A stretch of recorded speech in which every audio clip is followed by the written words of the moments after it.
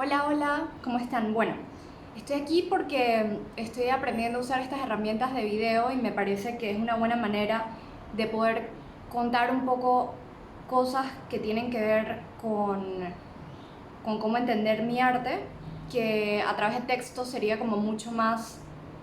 pesado o difícil explicar. A veces como que conversar es mucho más fácil y se entiende todo de una manera más fluida. Entonces, bueno, eh, yo llevo pintando desde que tengo 11 años, ahora tengo 32, así que lógicamente pues son bastantes años de práctica artística. Dentro de ese camino, eh, cuando tenía 18 años me fui a estudiar Bellas Artes a España y a los 23 años entonces terminé mi formación profesional y volví a Panamá, que es mi país natal, y empecé a hacer un trabajo artístico que se llaman los mapas de color, que es lo que yo considero como un lenguaje mucho más personal dentro de todos estos años de, de hacer cosas, ¿no? De hacer arte,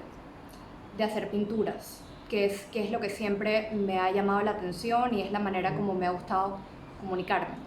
Al final, eh, los artistas tienen muchas maneras de expresarse, pueden hacer fotografía, escultura, pintura, dibujo, grabado, eh, y una cosa es el lenguaje que uno utiliza y otra cosa es el mensaje que uno quiere transmitir eh, con ese lenguaje que uno va creando.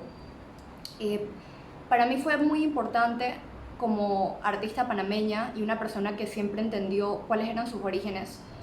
cuando vivía en Madrid,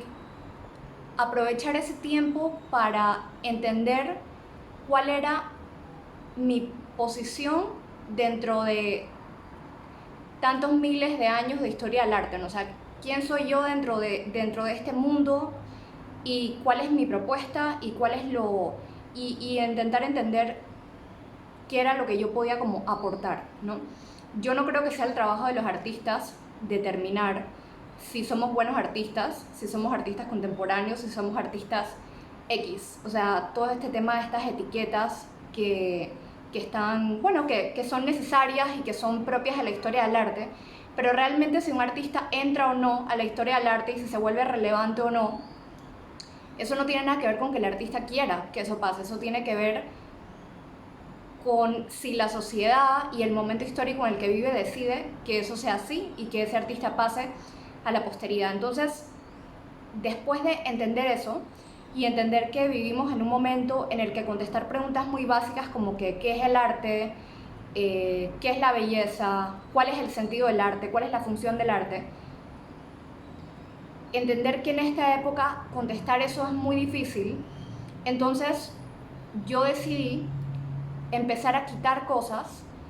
y a definir lo que yo hago a través de decidir no hacer ciertas cosas y saber cuáles son las que a mí me interesan, ¿no? Por ejemplo, una de las cosas que proviene mucho de principios del siglo XX, de los movimientos artísticos que se dieron en esa época, que se llamaban las vanguardias artísticas, conlleva como esa necesidad de los artistas de innovar y de crear cosas nuevas o estilos nuevos. Eso es algo ya hoy en día bastante antiguo, pero sigue como que existiendo un mito, sobre todo en Panamá y en muchos lugares en realidad, de que el trabajo de los artistas es crear cosas nuevas.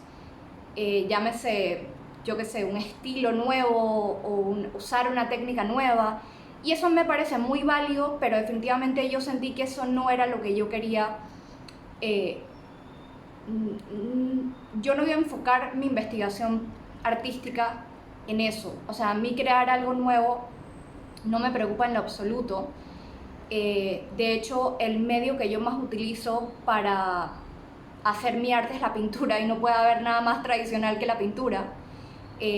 Vamos, desde que empezó el arte en las cuevas de Altamira, que están los primeros registros, llevamos miles de años haciendo pintura, así que no puede haber nada que sea menos innovador que la pintura, ¿no? Pero lo que sí era para mí importante era desarrollar un idioma un lenguaje que fuese muy honesto y que fuese un reflejo de que yo pasé por el mundo en esta época, y como digo, pues ya le tocará a las personas que tienen que ver con eso, los historiadores, los críticos y otras cosas, y a la sociedad en general, si uno al final logra con su arte llegarle a alguien, determinar la importancia de mi trabajo o no, o simplemente pues que pase desapercibido. Entonces, bueno, habiendo dicho eso, cuando regreso a Panamá en el año 2011, después de haber vivido 4 años en Madrid, un año en Albuquerque, Estados Unidos, y básicamente haberme pateado muchos lugares de Europa y de Estados Unidos, empiezo, o sea, tengo como un cambio muy, muy radical. Oye, no,